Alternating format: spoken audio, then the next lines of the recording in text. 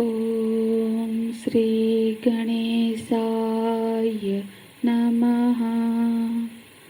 ॐ श्री सरस्वत्यै नमः। ॐ श्री गुरुभ्यो नमः।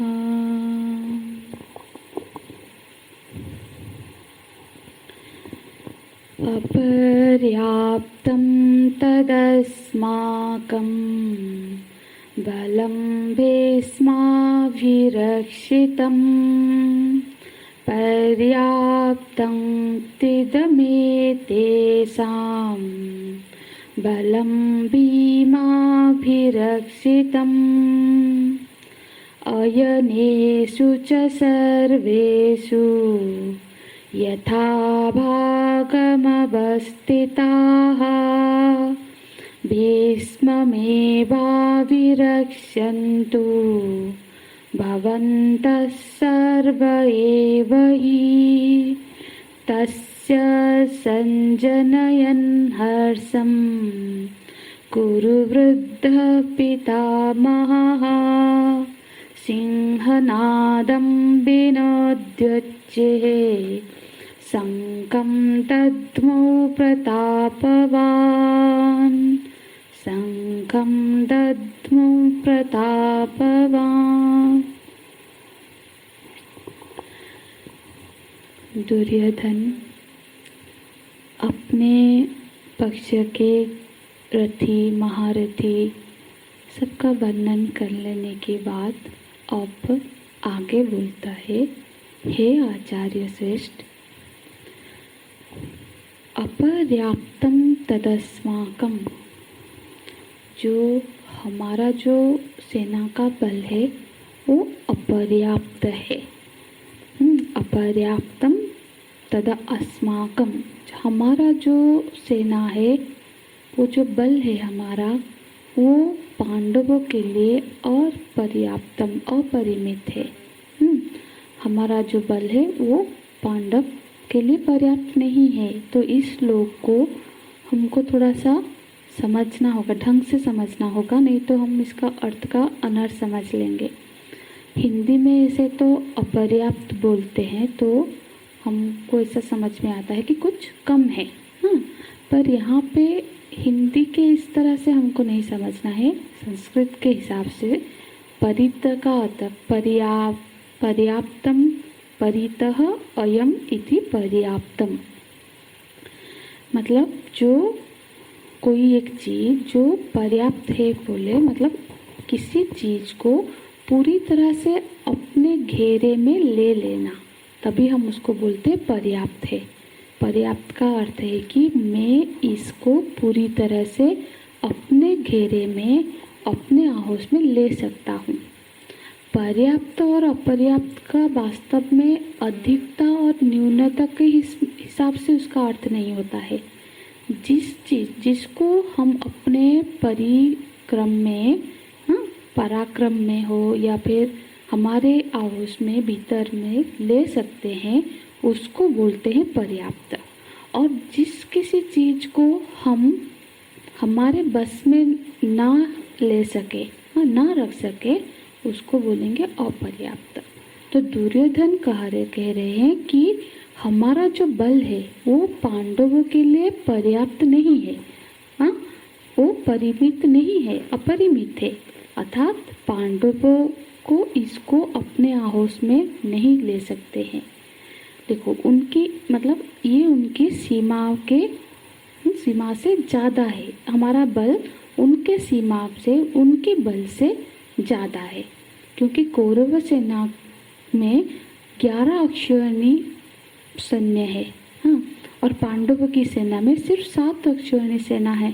तो इस पूरे लगभग 1.5 गुना ज़्यादा है। तो पांडवों के लिए हमारा जो सेना है उसको अपने बस में कर लेना संभव नहीं है। इस अर्थ में बोलता है कि पांडवों का अपर्याप्तम तदस्माकम, हमारी सेना अपर्याप्त है, अपरिमित है। तो हमारी सेना अपर्याप्त है ऐसा नहीं है। यहाँ ऐसे नहीं समझना कि हमारी सेना कम है, अपर्याप्त है। अर्थ है ऐसे ही समझना चाहिए कि वो पांडवों के घेरे में, मतलब पांडव इसको अपने घेरे में पर्याप्त मतलब परिधि में नहीं ले सकते, तो अपनी परिसीमा में नहीं ले सकते हैं। और सिर्फ इसलिए ही हमारा बल श्रेष्ठ है कि हमारे सैन्य बल ज़्यादा है, ऐसा नहीं। पर और भी ऐसा क्या है कि जो पांडवों की सेना है वो एक तो वो कम है, और वो हमें अपने परिधि में नहीं ले सकते। और दूसरा है कि हमारा जो बल है वो भीष्म विरक्षितम, जो हमारे सेना है वो किसके द्वारा रक्षित हो रही है? वो भीष्म, पितामह भीष्म के द्वारा रक्षित होते हैं। तो बोलते हैं कि सिर्फ हमारा बल, हमारी बड़ी सेना नहीं है, हमारा बल है कि उसके जो सेनापति है वो भीष्म है। भीष्म भी रक्षितम, भीष्म के द्वारा, पितामह भीष्म के द्वारा सुरक्षित है हमारा बल। हमारा बल सिर्फ बड़ा ही नहीं, बहुत बड़े, बहुत महान योद्धा के द्वारा सुरक्षित भी है। और दूसरी तरफ जो पांडवों का बल है वो कैसा है? एक तो वो कम है, 7 अक्षौहिणी सेना है सिर्फ उनके पास, और दूसरा है भीमा भी रक्षितम, और उनका जो बल है वो भीम के द्वारा रक्षित है। और देखो यहाँ पे भी ये सोच सकते हैं, हाँ भीष्मा भी रक्षितम तो समझ में आता है क्योंकि भीष्म कौरवों के सेनापति है, पर बोलता है भीमा भी रक्षितम, पर जबकि पांडवों के सेनापति तो दुष्टद्युम्न है, भीष्म नहीं, भीम नहीं है। पर दुर्योधन को ऐसा लगता है कि पांडवों में वो हमेशा भीम को ही थोड़ा अपने टक्कर का समझता है कि वो, क्योंकि वो उसको लगता है जो गदा चला सकता है वही बलवान है। वो तो अर्जुन सबको क्या मतलब धनुष चलाते रहते हैं, उनको वो इतना ज़्यादा बलवान और महान नहीं मानता है। तो उनके सेना में बस उसको भीम दिखता है कि जो कि थोड़ा सा मेरा टक्कर का है, इसलिए बोलते हैं उनमें तो सबसे बड़ा भीम ही है। और भीम भी कैसा है? अब भीम भले ही थोड़ा बड़ा है, मतलब बलवान है, पर उसको आवेश बहुत जल्दी आता है। तो जो आवेशी व्यक्ति होता है उसमें गलतियां भी जल्दी होती है, क्योंकि यदि किसी को हमको कमज़ोर बनाना हो तो हम उसको यदि आवेशी बना दे, मतलब ऐसा कुछ कह दे कि वो ताव में आ जाए, आवेशी हो जाए, तो उसका बल वो पहले ही कमज़ोर हो जाएगा। तो इसीलिए जो ऐसा एक आवेशी व्यक्ति ही के हाथों में उनकी सेना है, तो फिर तो हम लोग वो एक जैसे युद्ध में जैसे अपने मनोबल, अपने सेना का मनोबल बढ़ाते हुए बोलते हैं, उसी तरह से वो अपनी सेना को बता रहा है कि पर्याप्तम त्वदमेतेषां बलम भीमाभिरक्षितम। पांडवों की जो सेना है एक तो वो थोड़ी सी है, गिनी गिनाई सी है, और हमसे छोटी है। सेना का बल तो सिर्फ बल नहीं होता है ना, फिर वो भी देखना होता है कि उसको रक्षा कौन कर रहा है। तो भीम पांडव सेना का रक्षक है, तो हमारी सेना फिर का वो क्या कर सकेगा? तो एक बात ये भी है कि युद्ध की नीति होती है कि अपने सैन्यों को, अपने सेनापतियों को हमें हतोत्साहित नहीं करना चाहिए, उनका बिल्कुल हमेशा मनोबल बढ़ाए रखनी चाहिए। इस दृष्टिकोण से दुर्योधन अपने सेनापतियों का अपने साथ, अपने तरफ पक्ष में जो महान महान योद्धा है उनके गिनाने के बाद अपनी सेना का बल, अपनी सेनापति का बल का बखान करता है। और फिर आगे वो बोलता है कि जो हमारे जो सेनापति है, हाँ, तो इस तरह से क्या होता है ना, जब वो अपने सेना का भी थोड़ा सा उनकी स्तुति करता है, उनकी शक्ति का जैसे गान करेगा, जैसे बोलते हैं ना स्तूयमान ही देवता ने वर्धितम, तो जितने स्तुति करोगे देवताओं का बल भी उतना बढ़ेगा। इसीलिए तो रावण देवताओं का स्तुति गान बंद कर दिया था, यज्ञ बंद कर दिया था, ताकि उनकी बल कमजोर हो जाए, वो बढ़े नहीं। हाँ, तो जब स्तुति होती है, जब उनको थोड़ा सा उत्साह मिलता है तो उनका बल भी बढ़ता है। ये सबको नज़र रखते हुए तो दुर्योधन एक, क्योंकि वो युवराज है, उस समय राजा धृतराष्ट्र वहाँ उपस्थित नहीं है तो वही मुख्य लीडर है, तो उस हिसाब से वो अपने सेना को, सेनापतियों को एड्रेस कर रहा है। और फिर आगे बोलता है कि अयनेषु च सर्वेषु यथा भागमवस्थिताः भीष्ममेवाभिरक्ष्यन्तु भवन्तः सर्व एव हि। बोलता है कि आप सब भवन्तः सर्व एव हि, भवन्तः मतलब आप सब। एक तो उसके मन में ऐसा है कि हमारे पक्ष का बल भीष्म के अधिनायकत्व में है, तो उनकी अधिनायकत्व पर ही हमारा बल निर्भर करता है। तो फिर हम सबको ऐसी व्यवस्था करनी होगी जिससे कि भीष्म पितामह की रक्षा हो, मतलब उनकी रक्षा हम हमारे लिए सबसे प्रथम कार्य है। तो हम वो अपने जो अभी ये जो 11वां श्लोक है, इसमें दुर्योधन एक युवराज की भांति, मतलब एक युवराज के तरह वो अपने जो सारे सैन्य है, सैन्यों के नायक है, जो सारे दल के जो प्रमुख है, उन सबको बता रहा है यहाँ पे। और एक तरह से ये उसका अंतिम वक्तव्य भी है। तो बता रहा है कि भीष्ममेवाभिरक्ष्यन्तु, आप सब, भवन्तः, भवन्तः बहुवचन में, मतलब आप सब ऐसा करो कि आप सब भीष्म पितामह की रक्षा करो। क्यों? क्योंकि भीष्म पितामह हमारे सेनापति है, और युद्ध में क्या करता होता है कि सेनापति जो होता है वो पहले युद्ध में, मतलब पहले आक्रमण करता है शत्रु की ओर, और उसके पीछे पीछे बाकी सैन्य और सेनापतियाँ, जो भी सैन्य प्रमुख है, वो आक्रमण करते। तो यदि भीष्म की रक्षा करने में दूसरे लोग न्यस्त रहेंगे तो फिर भीष्म पितामह को अपनी रक्षा की, अपनी सुरक्षा की चिंता किए बगैर वो सिर्फ शत्रुओं के ऊपर आक्रमण कर पाएंगे, जिससे कि हमें विजय प्राप्त हो सके।